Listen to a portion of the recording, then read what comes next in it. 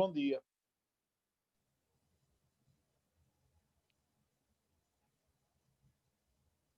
Como é habitual, começaremos daqui a mais alguns minutos, mas entretanto, deixem mencionar algumas coisas. As inscrições para o segundo STER estão abertas, podem fazê-las no Fênix. Ultimamente recebi algumas dúvidas por e-mail sobre o método de avaliação e vou aproveitar para dizer os pontos mais importantes de viva voz. Aquelas dúvidas, se faço isto, posso fazer aquilo, etc. Portanto, o que se pode fazer na última data de avaliação, aquela em que existem repetições de testes e exames, não depende do que se aconteceu antes. Ou seja, vocês façam ou não façam o primeiro teste e o segundo teste, entreguem-nos ou não, podem fazer tudo o que está disponível uh, na última data. Na última data podem fazer três coisas. Ou bem que repetem o primeiro teste, ou bem que repetem o segundo teste, e nesse caso a classificação dessa prova substitui a que tiverem feito anteriormente correspondente, e a média é recalculada, e aproveita-se a melhor média entre o primeiro e o segundo teste, sendo um deles a repetição ou não. Se por acaso, ao fim de uma hora e meia, que é a altura em que se deve entregar a repetição de testes, decidirem, isto não, assim não vai dar, repetindo o teste, podem optar por continuar durante as 3 horas para fazer o exame. O exame é simplesmente a reunião dos enunciados do primeiro e do segundo teste. Okay? O exame é classificado como uma única prova. Portanto, se fazem exame, a classificação do exame depois será comparada com a média de testes que existir, ponto que fizeram o primeiro e o segundo teste, e aproveita-se o melhor. Em circunstância alguma, podem repetir tanto o primeiro como o segundo teste. Okay? Repetir o primeiro e o segundo teste não existe, a não ser fazendo o exame, mas então a classificação é conjunta e é só comparável com a média de testes. Para que isto é assim e não da outra maneira que passa pelo espírito das pessoas, que era repetir os dois testes. Por razões logísticas muito simples. Se desse a hipótese de repetir ambos os testes individualmente, é natural que a grande maioria dos alunos fizesse isso, e depois teríamos um problema sério para ver as provas, com os prazos que existem. De maneira que isso não nos passa pela cabeça. Aliás, também haveria outra coisa, não é? Provavelmente as pessoas dispersar-se-iam um bocado, pensando que depois conseguiriam. E algo que eu vos posso dizer é que uma coisa é fazer uma prova de hora e meia, outra coisa é fazer 3 horas de prova. Portanto, eu não recomendo fazer exame, a não ser, de facto, não haja outra hipótese. Não é? Porque 3 horas cansam, digamos assim. De facto, é isso que acontece. Isso reflete-se nas notas depois, como vocês poderão ver. Okay? Portanto, espero que com isto tenha esclarecido quaisquer dúvidas sobre o funcionamento da avaliação. De qualquer maneira, a avaliação está descrita de maneira que eu acho que é clara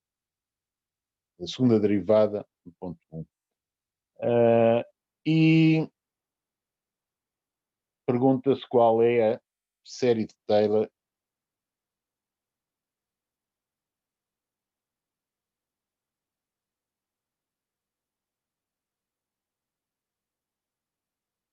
no ponto 1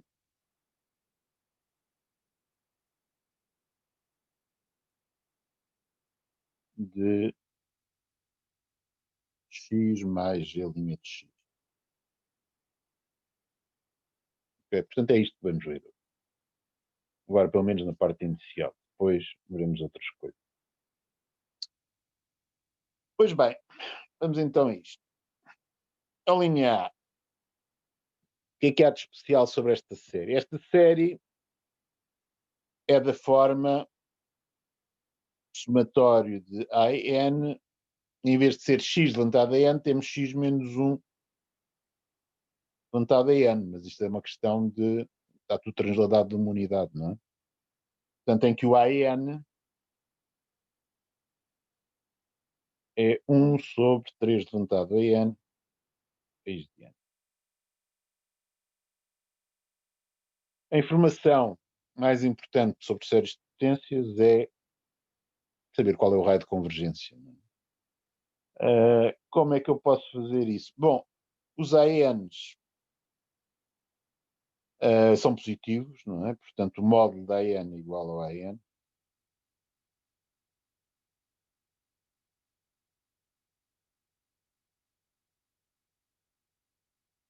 E se eu sei que o raio de convergência pode ser calculado como 1 sobre o limite máximo de raiz indiciano de módulo da AN. Okay?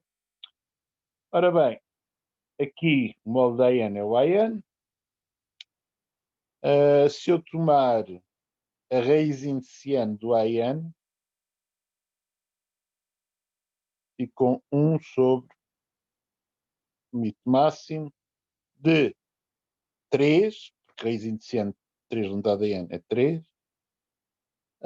e depois tinha raiz de n, portanto vou ficar com n levantado a n sobre 2. Okay? N levantado a n sobre 2, desculpem, disse mal. Não. Raiz indiciano, portanto, n levantado a 1 sobre 2n.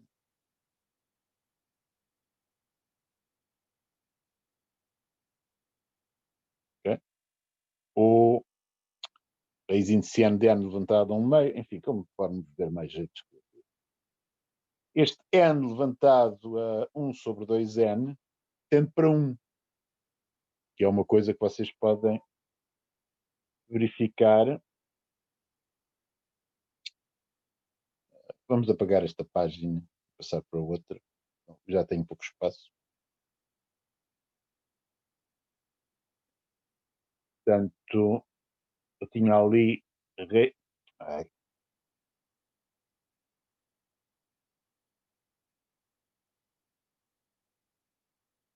raiz indiciano de raiz de n, ok?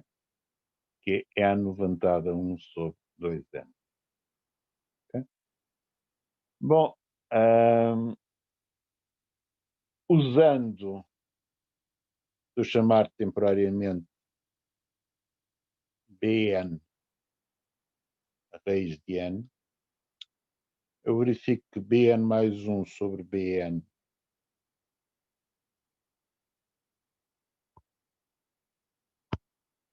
igual a isto, que é fácil verificar tendo para 1, de onde raiz indiciano de Bn também tende para 1. Isso era um daqueles resultados antigos sobre sucessões.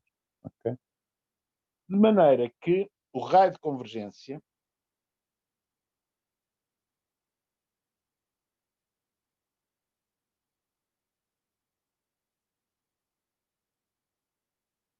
vai ser 1 sobre 3, 1 terço. Okay?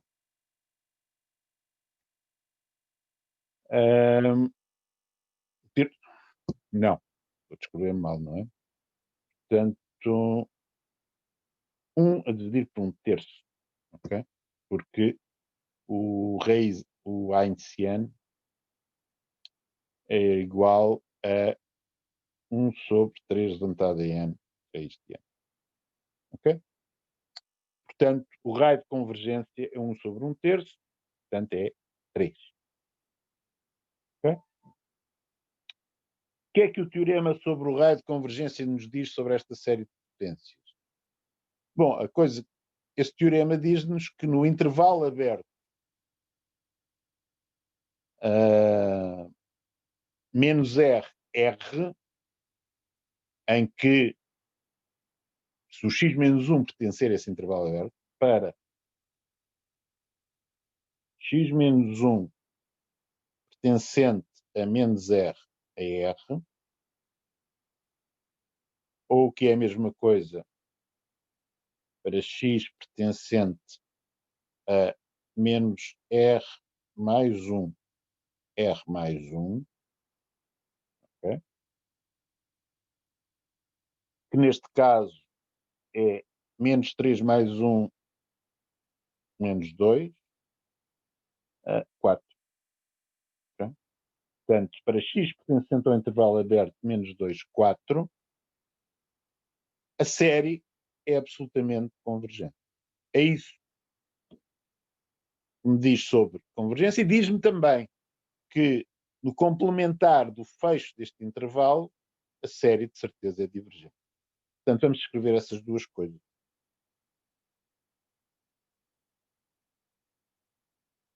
Portanto, pelo teorema do raio de convergência,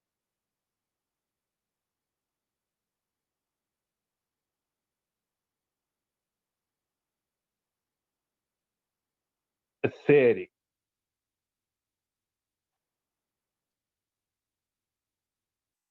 é absolutamente convergente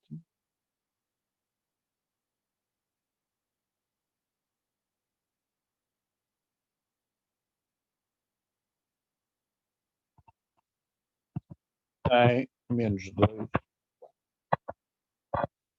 ou melhor, sejamos mais precisos, para x no intervalo menos 2, 4, aberto.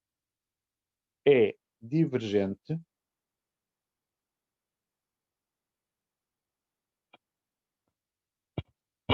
para x pertencente a menos infinito menos 2, união com 4 mais infinito. Portanto, este teorema, como diz, é isto. O teorema é omisso sobre o que é que se passa no menos 2 e no 4. Okay? Portanto, nos extremos do intervalo, chamado intervalo de convergência, nós, via este teorema, não sabemos o que é que se passa. Temos que ir ver exatamente o que é que se passa. Para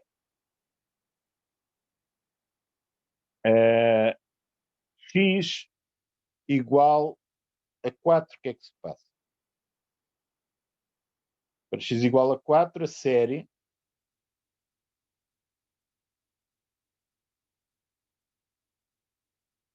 vai ser, bom, portanto, x menos 1 é igual a 3, não é? Portanto, 3 elevado a n por 3 elevado a n, fica simplesmente esta série.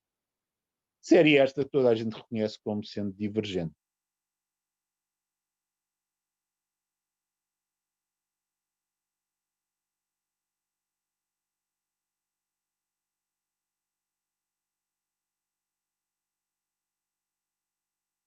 Para x igual a menos 2, obtemos o quê?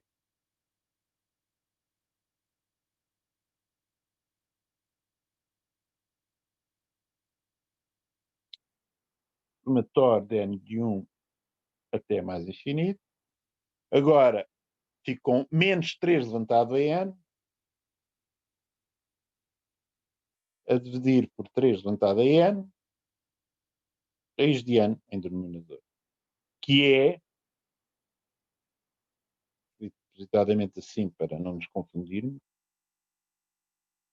esta série. que é que nós sabemos sobre esta série? Esta série não é uma série de termos não negativos. Portanto, é uma série dita alternada, porque vai alternar termos positivos e termos negativos. Que é que, que critérios é que temos para essas séries? Temos um, o único que vimos, há mais, mas vimos um. Esse critério é o critério de Leibniz. O que é que diz o critério de Leibniz? Portanto, vamos aqui apagar tudo menos esta última observação.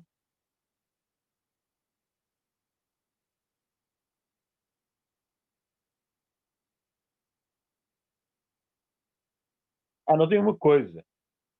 Portanto, convergência absoluta não acontece para x igual a menos 2. Isso é claro.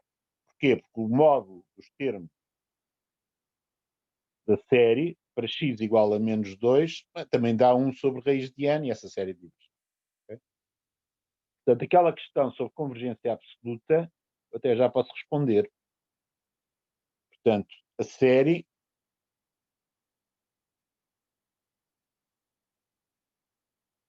é absolutamente convergente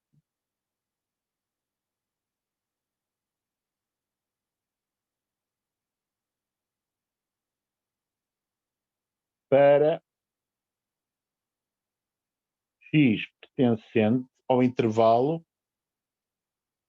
menos 2, 4, excluindo o menos 2, portanto, o menos 2, eu fico com esta série alternada que não é absolutamente convergente, e na.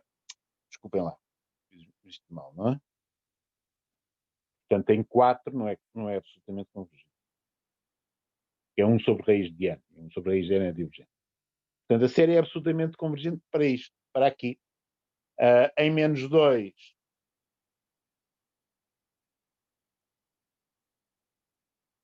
não é absolutamente convergente.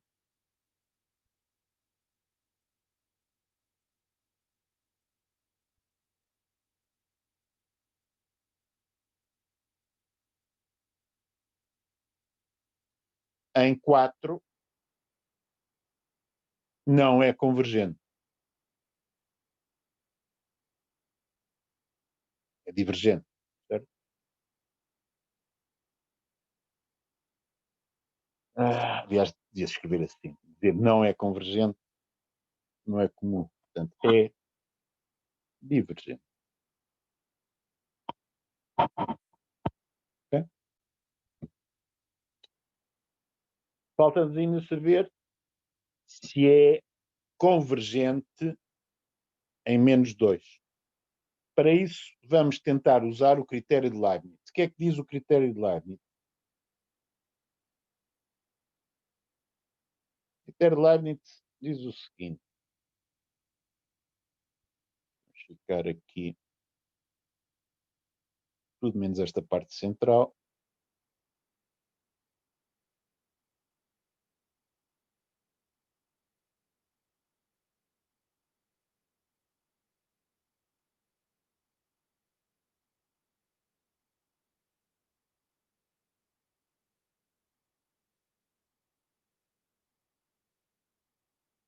Dada uma série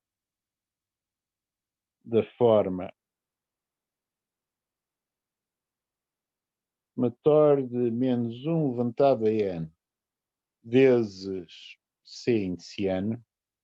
Estou a tentar não repetir as letras, porque aparecem várias soluções. Aqui já usei a n. Não é? E se Cn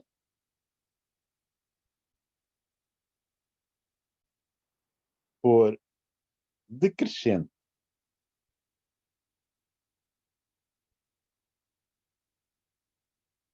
primeira coisa. Segunda coisa, Cn tender para zero, então a série original convergem. Okay? Reparem que a hipótese exige duas coisas.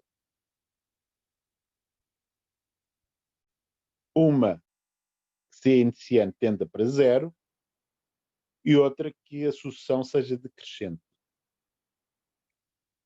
Este resultado costuma provocar uma epidemia de amnésia às pessoas, que lembram-se do C indiciante tender para zero, mas esquecem-se de que é preciso verificar que é decrescente. Okay? Neste caso particular, o que é o C indiciante? No caso particular que eu tenho aqui, C indiciante é 1 sobre raiz de n, que de facto tende para zero e é decrescente.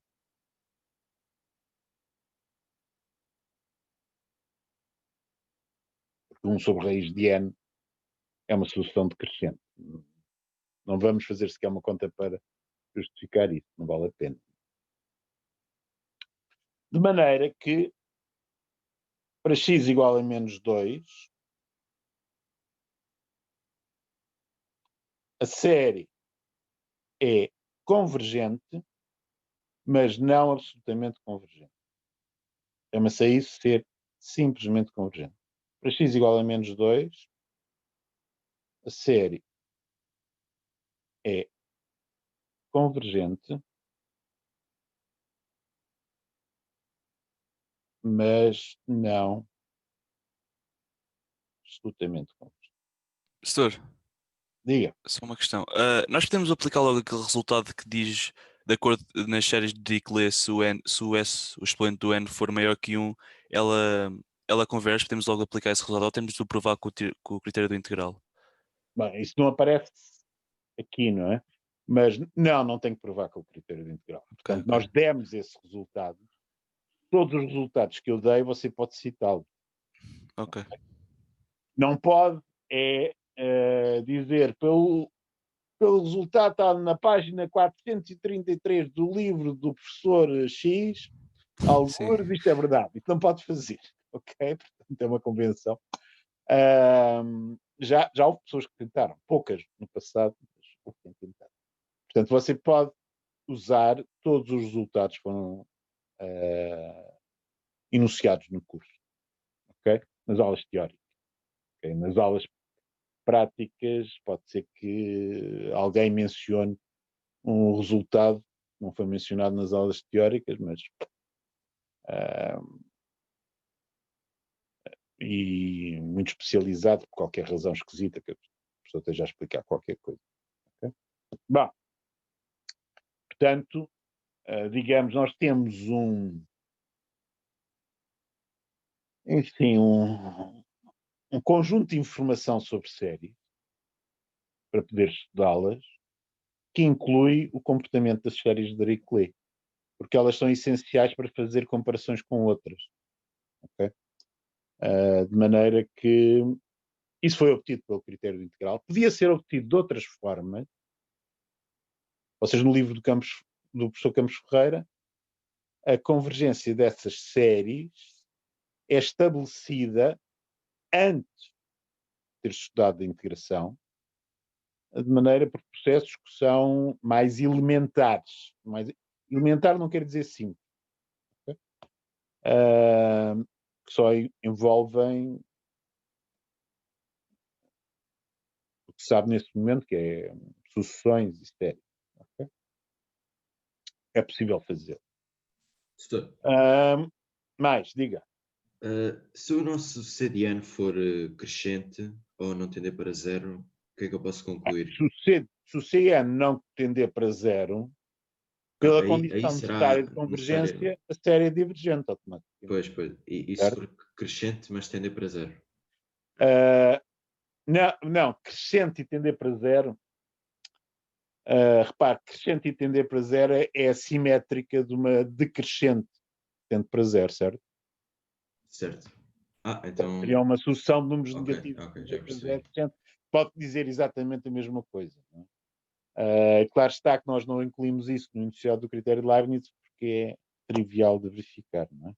Pois, faz sentido. Okay, o simétrico uma das outras, daquela pode aplicar o critério diretamente. Geralmente, nós estamos a aplicar o critério de Leibniz, nós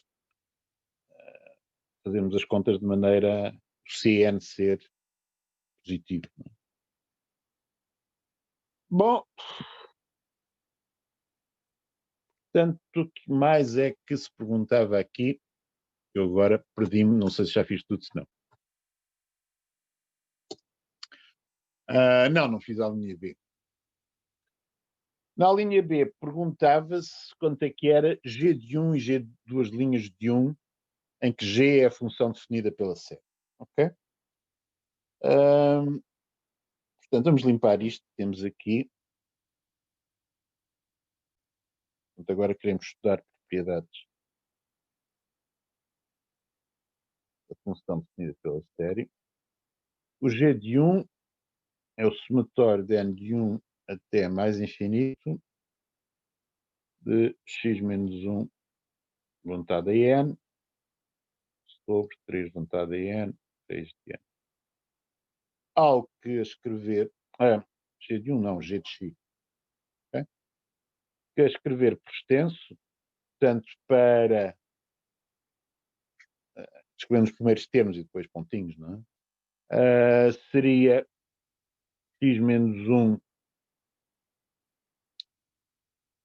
a dividir por 3 mais x menos 1 ao quadrado a dividir por 3 ao quadrado, raiz de 2, mais x menos 1 ao cubo sobre 3 ao cubo, raiz de 3, e assim continuaríamos por aí fora. Obviamente que g de 1 torna todas estas parcelas nulas, não é? Portanto, g de 1 é simplesmente igual a 0. Okay? Agora, perguntam-nos quanto é que é a segunda derivada em 1. Okay? Bom, para obter a segunda derivada do g em 1, o que eu vou fazer é aplicar aquele resultado sobre derivação de séries de potências. Eu sei que no interior do intervalo de convergência, portanto, no intervalo aberto para x pertencente a menos 2, 4, posso calcular, posso derivar g derivando a série termo a termo.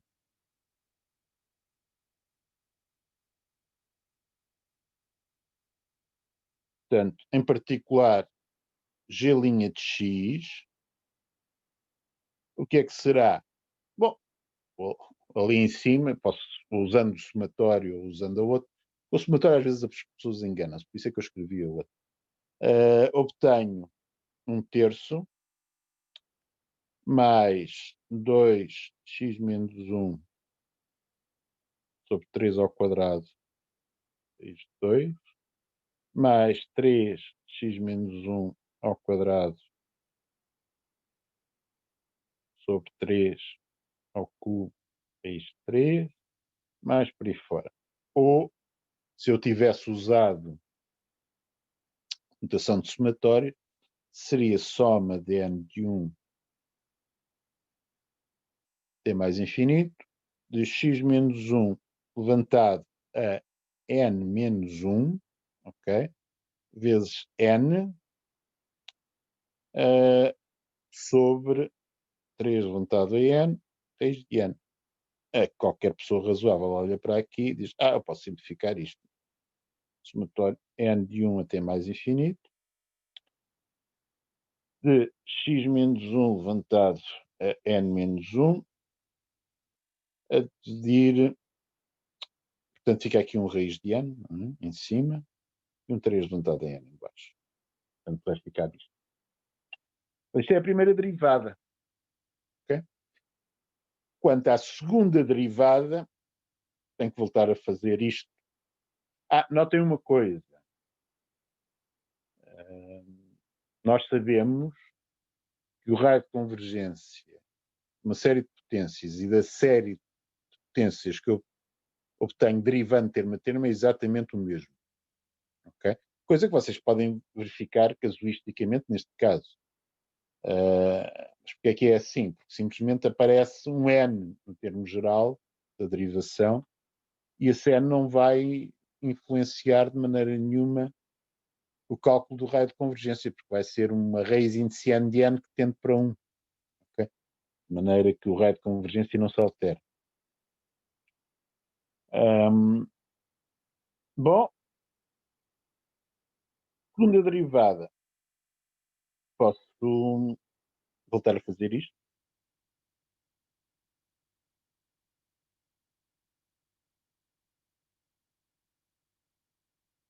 Reparem que na expressão da primeira derivada, a primeira parcela era constante, portanto vai ter derivada nula, de maneira que vou ficar com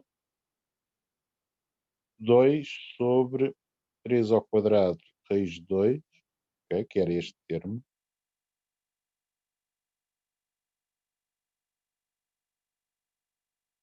agora depois derivado daquilo. Depois a seguir vai obter-se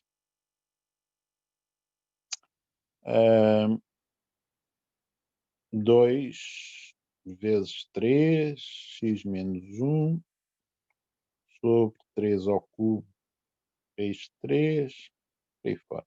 Okay? Mas reparem que as parcelas depois da primeira, para x igual a 1, vão todas anular-se, não é? De maneira que aquela segunda derivada no ponto 1 é exatamente aquilo que eu pus uma bolinha azul à volta. Portanto, vai dar 2 a dividir por 2 é raiz de 2.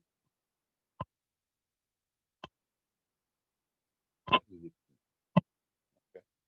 Portanto, a segunda derivada no ponto 1 desta função vai ter este valor. Ainda se pergunta uma outra coisa na linha B, que é qual é a série de Taylor da função x mais g' de x. Portanto, as contas que eu tinha aqui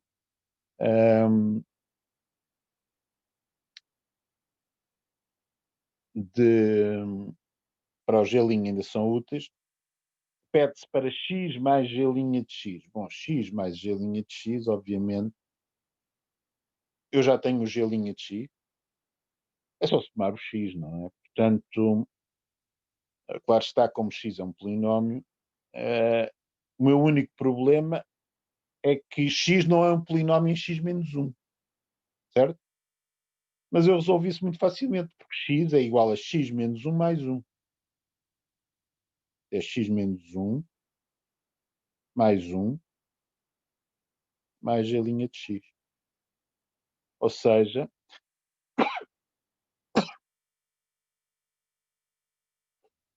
eu até, desculpem lá, mas é um ataque de espirros terrível. Eu descubro muito facilmente qual é a série de Taylor da função. O que é que vou apanhar? Reparem que o x contribuiu com esta parcela que era 1. Mas o g' de x também já tinha um termo constante que era 1/3. De maneira que a série vai ter termo de ordem 0, 1 mais 1/3, 4/3. Termo de ordem 1 era o 2x menos 1 a dividir por 9 raiz de 2, portanto era raiz de 2x menos 1 sobre 9, não é? Mas também tenho ali aquele x menos 1 que veio do x, portanto o termo de segunda ordem vai ser 1 mais raiz de 2 sobre 9 a multiplicar por x menos 1. Os termos seguintes são iguais ao do g' de x que eu já tinha obtido para trás, não é? Portanto, a seguir, o que é que vem? Vem somatório de n de 3 a mais infinito, de raiz de n, x menos 1 levantado a n menos 1, a dividir por 3 levantado a n. Ok? Porque eram termos idênticos ao que tinha já para o g limite x. Ok? Portanto, eu posso muito simplesmente dizer que esta é a série de potências que representa o x mais a linha de x, e essa é a série de série.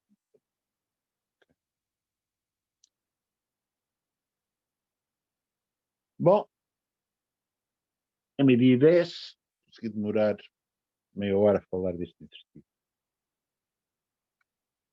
Vamos fazer um outro, usando algumas das ideias da última aula, portanto, aula teórica de segunda-feira. Okay?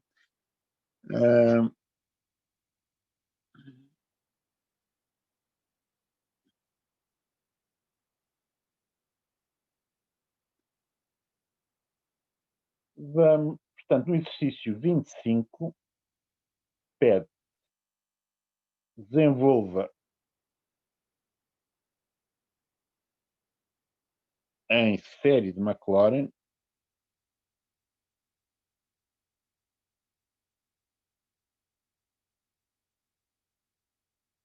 função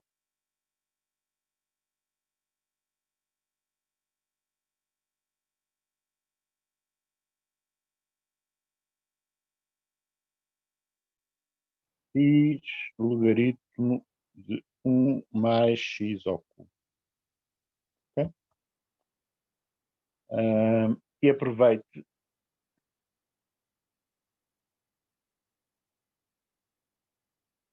o desenvolvimento para mostrar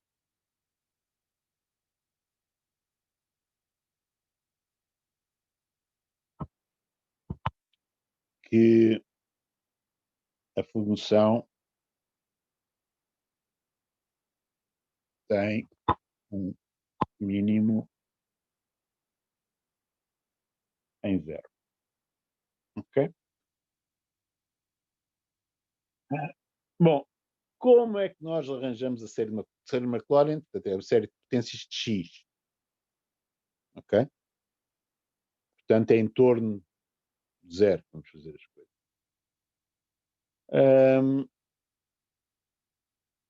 Eu mostrei-vos que, começando com a série geométrica, por mudanças de variáveis,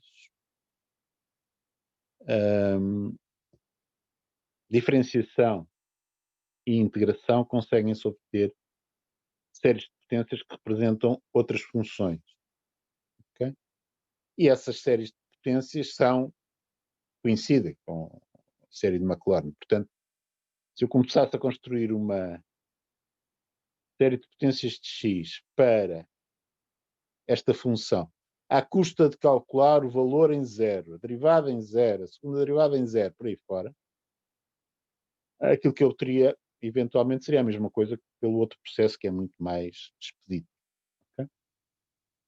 Lá está que teria o problema de saber qual era a expressão da derivada de ordem n desta função, que seria uma coisa desagradável, teria que provar isso por indução, etc. Porque é muito mais simples tentar fazer isto à custa da série geométrica.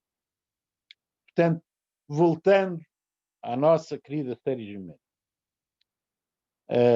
somatório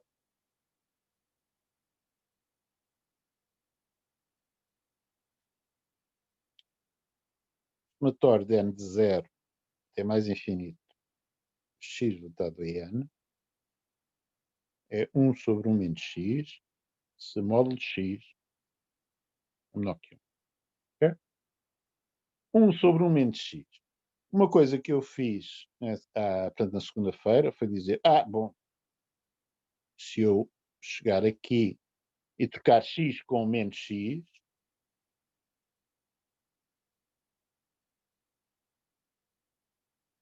fico com algo que também é válido.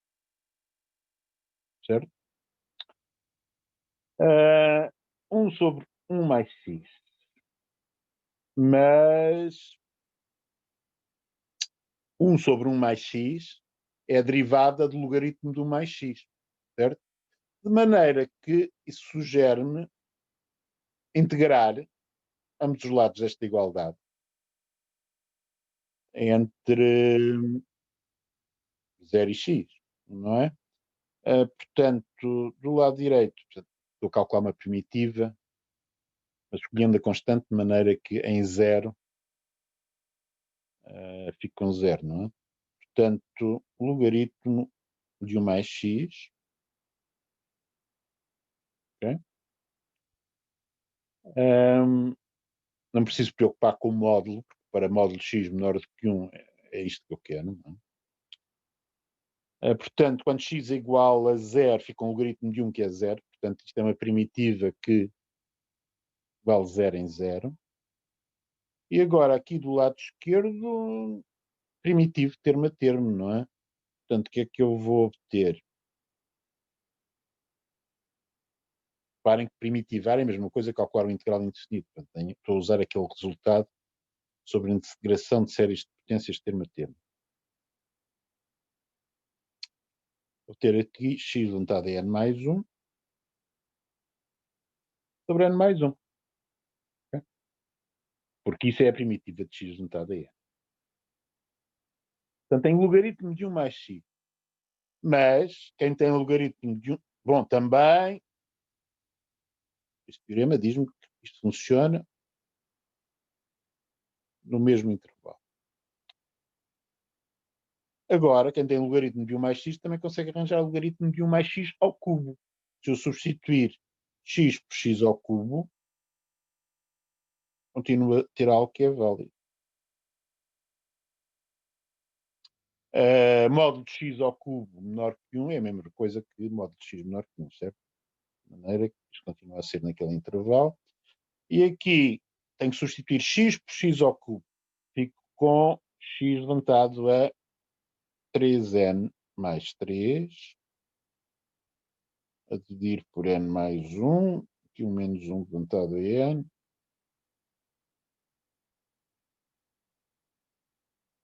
Ok?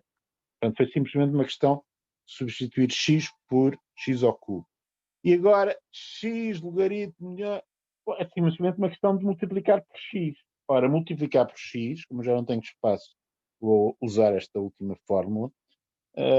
Vou pôr aqui um x à esquerda, mas isso na série é simplesmente uma questão de aumentar aquela potência do x, 3n mais 3 para 3n mais 4. Portanto, acabei de arranjar a série de Maclaurin daquela função, que é razoavelmente complicada, simplesmente por manipulação de série geométrica. Okay?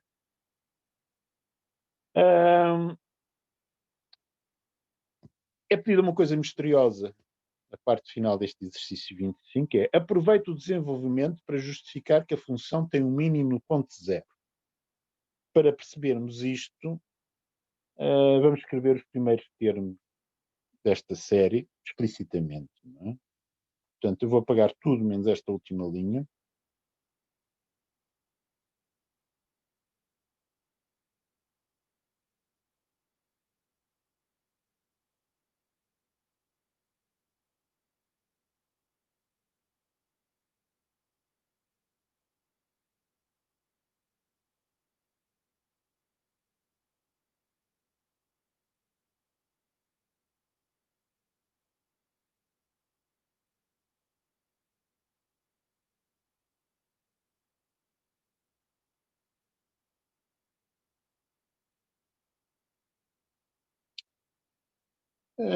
Portanto, que termos é que eu tenho aqui? Portanto, para n igual a 0, tenho x à quarta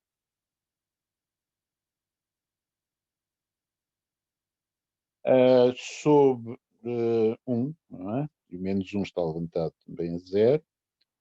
Portanto, a série começa com x à quarta.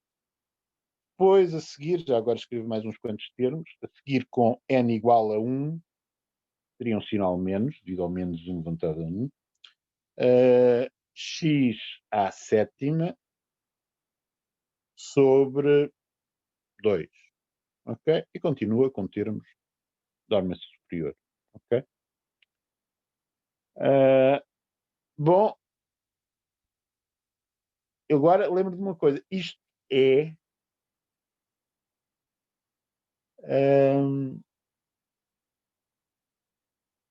série de Maclaurin.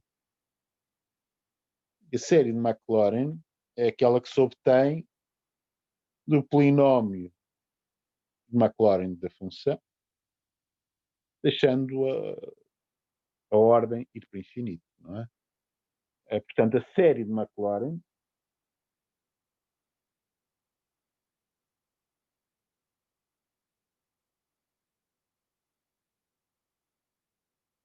é, em geral, somatório de 0 até mais infinito. Bom, como é que seria o polinómio de Taylor, não é? Teria um x levantado a n, um n fatorial a dividir, e aqui uma derivada de ordem n. A função é g, não é? Portanto, gn 0. A derivada de ordem n de g na origem. Okay? Explicitamente, portanto, mais explicitamente, escrevendo uns quantos termos. Começamos com g de 0 mais g' de 0, x, mais g duas linhas de 0 quadrado sobre 2, mais g três linhas de 0, x ao cubo sobre 3 fatorial, mais, vou escrever mais uns quantos, porque aquela ali só começa no x à quarta, não é? Portanto, derivada de quarta ordem em 0, x à quarta sobre 4 fatorial, ok? Mais termos de ordem superior, ok? Mas agora reparem numa coisa, não é? Esta série tem que ser igual àquela lá de cima. Só que na série lá de cima, portanto, fazer aqui um boneco para exagerar isto. Portanto, isto tem que ser igual a isto. Estas duas coisas têm que ser a mesma coisa. Bom, mas isso diz-me imediatamente como nesta de baixo tem um termo constante que é o g de 0, mas lá em cima não há. Bom, isso só é possível se o g de 0 for igual a 0. Não é? Termo de grau 1 com coeficiente g' de 0. Lá em cima também não há. Portanto, o g' de 0 também é 0. Termo de grau 2 também não há lá em cima. Portanto, o g duas linhas de 0 é 0. De grau 3 também não há. Depois de grau 4, subitamente já passou a haver. Ok? Reparem, de grau 4, eu tenho x à quarta multiplicado por derivada de quarta ordem em 0. Portanto, lá em cima, o coeficiente do x à quarta é 1. Ora bem, então, a quarta derivada em 0 sobre 4 fatorial tem que ser igual a 1. Ou seja, a derivada de quarta ordem em 0 desta função tem que ser igual a 4 fatorial, ou seja, 4 vezes 3, 12, vezes 2, 24. Okay? Experimentem derivar 4 vezes esta função, sem se enganarem, e calcularem quanto é que vale essa derivada na origem. Ok? Mas garanto-vos que vai dar isto. Foi muito mais rápido.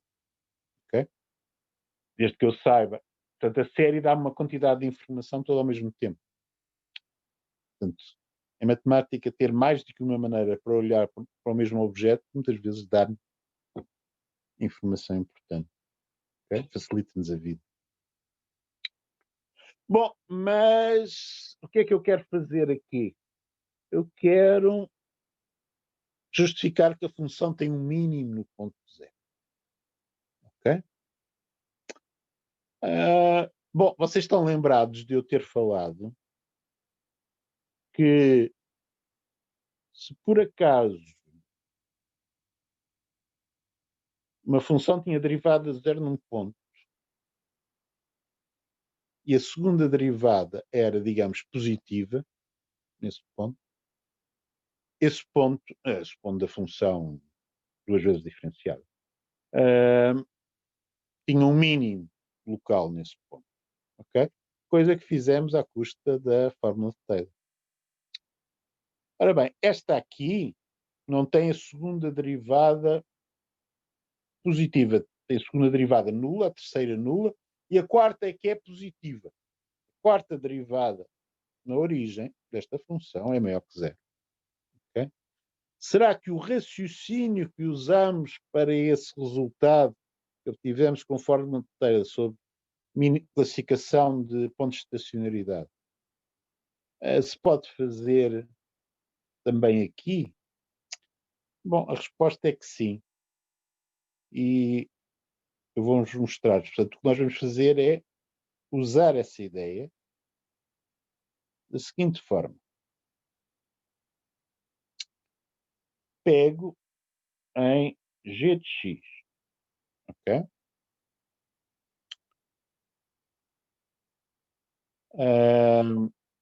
Que é igual a, neste caso, quarta derivada em 0 sobre 4 fatorial x à quarta mais termos de ordem superior. Okay?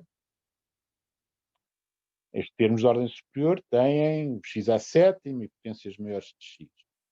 Se eu olhar para g de x menos derivada de quarta ordem em 0, x à quarta, 4 fatorial, a dividir tudo por x à quarta, ok? Este é que é o truque essencial para perceber este dividir por x à quarta. Esta diferença vai ser igual aos termos de maior ordem, portanto, começando com o menos x à sétima a dividir por 2, mais termos de maior ordem, a dividir pelo x à quarta. Ora bem, aquilo que eu vou assinalar aqui com uma bolinha verde, simplificando, x à sétima dividido por x à quarta é x ao cubo, etc., vai dar uma série de potências em que todas as potências de x têm expoente maior do que zero, tem 3 ou superior. Okay? De maneira que isto vai para zero.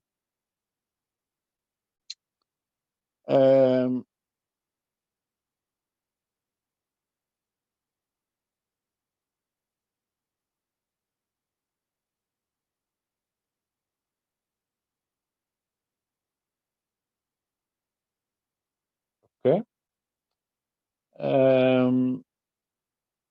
E o que é que temos? O meu problema habitual, falta de espaço, não é? Portanto, desculpem, estou a fazer isto mal, não é? Portanto, vamos arranjar, vamos limpar esta e vamos voltar a fazer como eu preciso fazer. Se eu quiser olhar para a existência de um extremo, o que eu preciso fazer é olhar para a diferença entre g de x e o valor no ponto. Ok? Eu agora, e divido por x à quarta. Não estava a fazer isto bem, não é? Isto é igual ao termo de quarta ordem, portanto, g4 0 sobre 4 fatorial, x à quarta, mais termos de ordem superior. Dividido por x à quarta. O que dá, a primeira parcela fica aquele termo,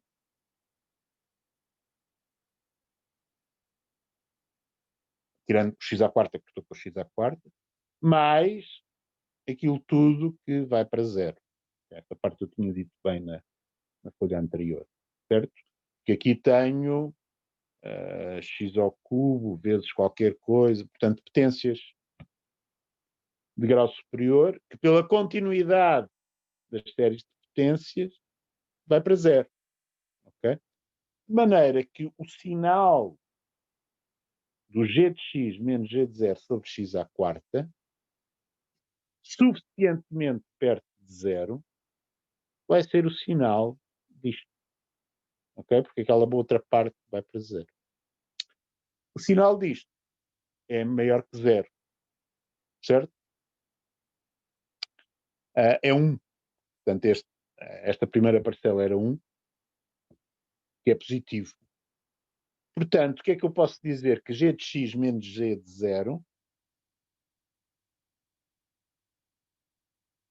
é maior ou igual a zero para x numa vizinhança suficientemente pequena de zero, para um certo epsilon. Okay? Porque eu tive que usar ali um limite, não é? Para poder deitar fora aqueles termos de grau maior. Okay? Ora, se isto acontece, então zero é um ponto de mínimo local.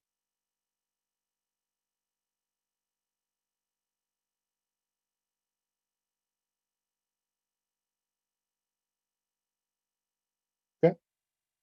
E assim acabamos cálculo 1, é meio-dia e meia, ficamos por aqui. Ok? Portanto, muitas vezes. Uma pergunta. Diga.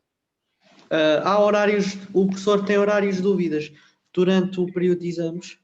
Sim, tem. A página de horários do site da cadeira estão lá. Ok? Mas o professor, fui ver ontem, não tinha dúvidas JPM. Não tinha? Epá, engano, eu corrijo. Não olhei para lá, devia lá estar. Os Portanto, horários mantêm-se ou são diferentes? Eu Os vou horários manter mantêm-se?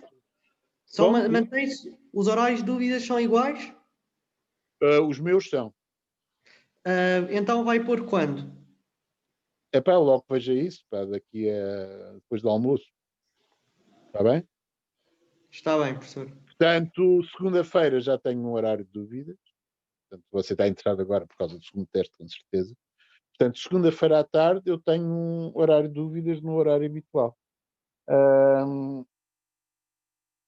Deixe-me cá ver, deixe-me ir lá. Se eu consigo ir lá.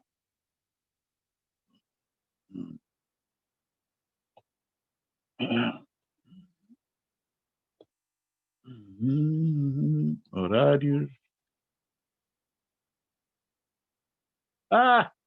Está tudo apagado na semana que vem. Portanto,